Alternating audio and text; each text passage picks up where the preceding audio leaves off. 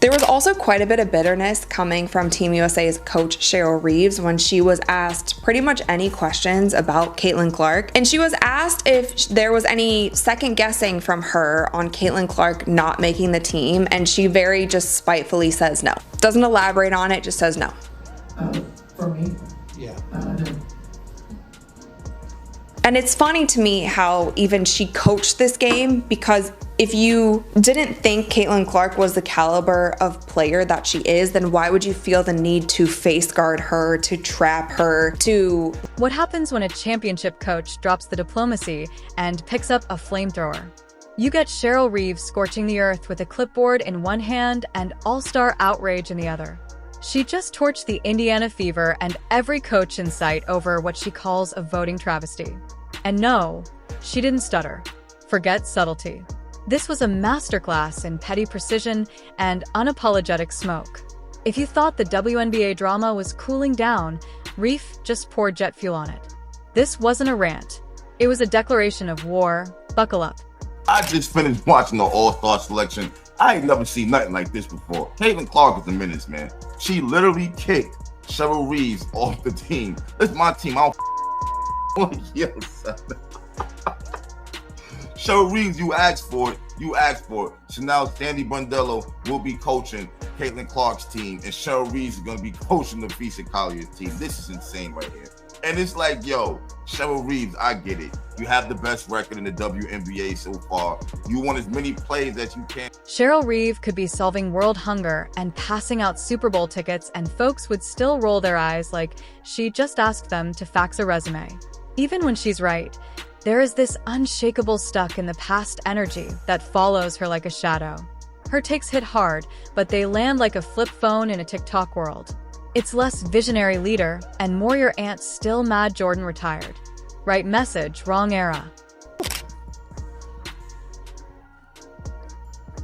Bruh, tell me y'all just saw Caitlin Clark destroy Cheryl Reeves on national TV. I know y'all saw free smoke, ayy, free smoke, ayy, free smoke, ayy, free smoke. Bruh, Caitlin Clark want all the smoke. Caitlin Clark want all the smoke, bruh. Bruh, she just annihilated Cheryl Reeve on national television. I didn't see that. Now she's throwing a fit over all-star votes like she just uncovered the dark secrets of democracy. Welcome to reality, Cheryl. The issue isn't the message, it's the messenger. When a longtime league insider starts ranting like a bitter Yelp reviewer, it doesn't feel like advocacy. It feels like ego bruised by a spotlight shifting elsewhere. Her team got outplayed, outshined, and outhyped by a franchise that finally has the world watching. And now it just sounds like salt disguised as strategy. So Cheryl Reeves, man, she came out stating how not only herself, but her players were kind of upset about the coaches' votes for the reserves, for the All-Star. Now, the crazy thing about it is, she's going to be coaching Caitlin Clark's team. So, I don't know how that's going to work with her coming out and saying what she said. I mean, who... Oh, yes. We're talking about that team, the Indiana Fever. The squad with 3 All-Stars and the audacity to breeze through the Commissioner Cup like it was opening night on Broadway. Now, suddenly, Cheryl Reeves' emotional dial is jammed on angry tweet thread, and it's all starting to sound like frustration dressed up as righteous fury. The WNBA All-Star Draft was fun between Caitlin Clark and Nafisa Collier, the team captains, picking the players, picking the rosters. But the most interesting aspect was the coach swap, because Clark traded Cheryl Reeve, who was the coach of her team, or was to be the coach of her team, to Collier for Sandy Brondello, the coach of the New York Liberty. Of course, Reeve is Collier's head coach for the Minnesota Lynx, so that makes sense. But the drama is going to come from Reeve having previously been critical on social media about the amount of attention Clark received relative to the rest of... There's a strange scent in the air when someone criticizes media hype, but somehow manages to amplify it by speaking out in public. It's like pouring water on a grease fire and then acting surprised when the flames leap higher, licking the ceiling. Cheryl isn't upset about fairness. She's furious because the spotlight used to naturally focus on her system, her rules, her players. And now the lights shifted, and it's shining a little too brightly for her liking. Let's be honest, it's classic all-star envy. Nothing stirs the inner chaos goblin of the WNBA like seeing a team rack up 3 shiny all-star nods while hers gets what? Applause for effort. Suddenly, it's no longer just about basketball. It's about algorithms, justice, and the integrity of the game, whatever that means. This week, when her players aren't selected, it's a systemic issue. But when her team wins, oh, then the system's working perfectly. Convenient, isn't it? The real sting, watching her squad get outplayed by that same Indiana Fever team in a game that truly mattered, the Commissioner Cup. Palat Trophy, real stakes. And it wasn't just a fluke shot or a buzzer-beater heartbreak. No, this was a full-blown display of dominance. That's where the salt hardened into a Himalayan mountain. It's not the all-star votes that cut deep. It's the scoreboard. Names are there, they're there. There's nothing no crying and whining is going to do about it. The same way you didn't give 2 shits about Caitlin Clark's fan base and all that, don't nobody give 2 shits about your crying. You know what I'm saying? Like that, you're coaching Caitlin Clark's team. I don't understand why you had to make it a big deal and say, oh, well, this team's below us to have more plays and us, and it's disappointing. And like, what are you talking about? Like, you already kept her off the Olympics. Now you're going to complain about her having more teammates than your plays on the court. This team. Embarrassing. That loss wasn't just a dent to her pride. It was a televised blowout. Now she's spiraling like someone who just discovered the neighbor's kid got into Harvard while hers is still busy doing TikTok dances in the driveway.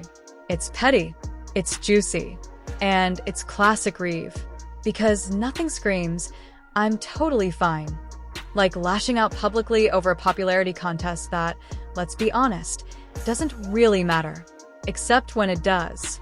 The WNBA is finally stepping into the spotlight with rising ratings, new merchandise flying off shelves, and the Indiana Fever shifting from meme to movement. But instead of embracing the momentum, here comes Cheryl, wielding a megaphone, talking about balance and respect as if the league is about to be hijacked by 22-year-olds with Instagram sponsorships. Guess what? It already has, and it's thriving. Instead of riding the wave, she's stuck in the past, pretending it's still 2014, as if veteran coaches deserve a pat just for showing up in a pantsuit. This isn't about logic. It's about energy. The all-star roster wasn't filled by accident. It was fueled by buzz, by fans, by moments that went viral for a reason. You can't coach hype, and you can't game plan against momentum. Cheryl tries to play chess, while everyone else is live streaming Uno with millions watching.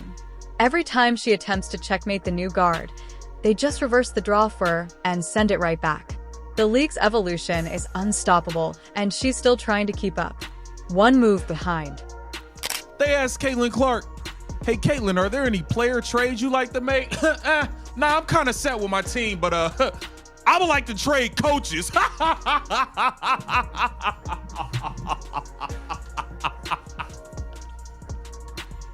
I like it. I don't know what's gotten into Caitlin Clark. You are leaning into this bad guy role. I love it. I don't know what's gotten into you, Caitlin Clark, but you've been on some I don't give a F lately. I love it. And honestly, if her team had 3 all-stars, we wouldn't be hearing a single complaint. There'd be a parade, balloons, maybe even a LinkedIn post about culture wins. But as soon as the recognition bypasses her squad, suddenly we're in a crisis meeting about fairness and ethics. Please. The real emergency is the PR nightmare of pretending to be gracious while secretly seething over someone else's spotlight. It's always interesting how quickly teamwork and merit transform into rigged system when the votes don't favor her. The league system may have flaws, but only when it challenges the same tired power structures she clings to. The sport is evolving, finally grabbing national attention. Yet, heaven forbid that. Attention doesn't serve her ego. Cheryl isn't fighting for fairness. She's just uncomfortable with feeling irrelevant. And deep down, everyone sees it. There's a distinct bitterness to this kind of outrage. The feeling of watching the game change in real time and being unable to adapt or accept it. So, she throws a fit. Because when your reputation relies on being the smartest person in the room, Nothing stings more than realizing the room has moved on without you. The heat is rising, literally, and Cheryl is caught in a snowstorm of her own making. Watching her flustered over a list of names read at halftime is like witnessing someone argue with a touchscreen, futile and out of sync with the moment. To mention being the coach of Team USA that Caitlin Clark was so famously snubbed from.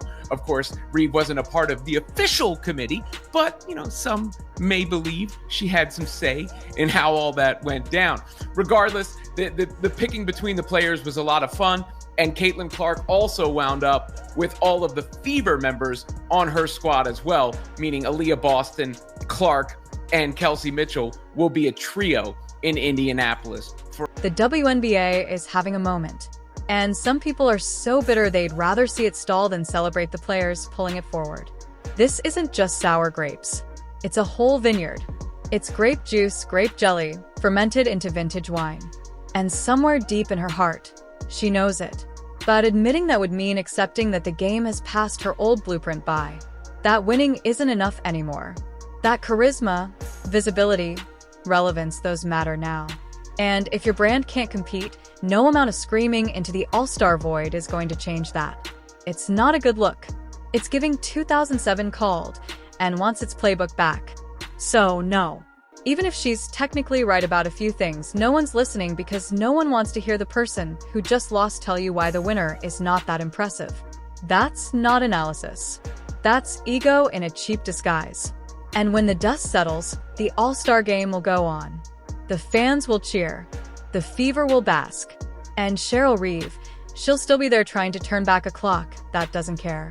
The drama in this league is like a telenovela with sneakers. Every week it levels up. First it's a missed call, then it's an Instagram unfollow.